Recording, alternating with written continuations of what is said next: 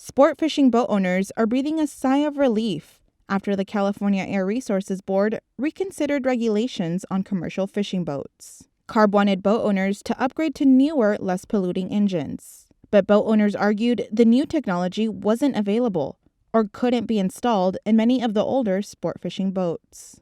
Ultimately, the regulations could have put many small businesses out of business, or the cost of the upgrades would trickle down to the consumers. For months, Ken Franke, the president of the California Sports Fishing Association, was asking CARB for a compromise. Sure enough, they came up with one pretty consistent with what we had been proposing in the beginning. Franke says CARB leadership flew to San Diego and met with boat owners to discuss options. And actually came down and met with the boat owners, got on a boat, saw how the boats operate.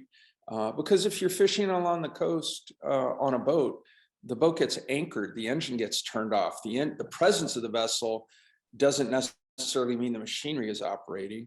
And they started to get a good understanding of what we do and how we do it.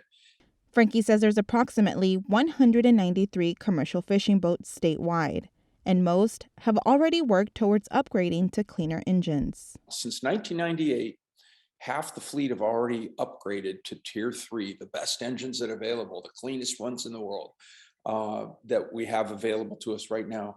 And the rest of them are in plans going to that. So this is the best model that'll reduce all the emissions. During CARB's board meeting last week, members voted unanimously on new regulations requiring vessel owners to upgrade to the next less polluting engines available on the market by 2024. A review will be conducted in 2024 in hopes that zero emissions technology for sport fishing vessels may develop. While Franke says boat owners are happy with the agreement, he says the real winners here are the consumers. The winners in this, frankly, are the folks that don't have the money to own a boat. The kids groups, we have kids groups totaling several 100,000 kids that we've taken out on these boats at no cost to them. First opportunity to go in the ocean, experience it, learn about it.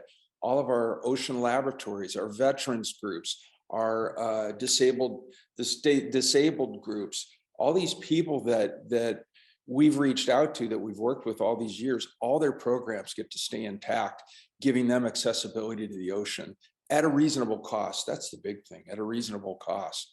The Coalition for Clean Air said CARB's new regulations could save over 500 lives by reducing toxic emissions. Tania Thorne, KPBS News.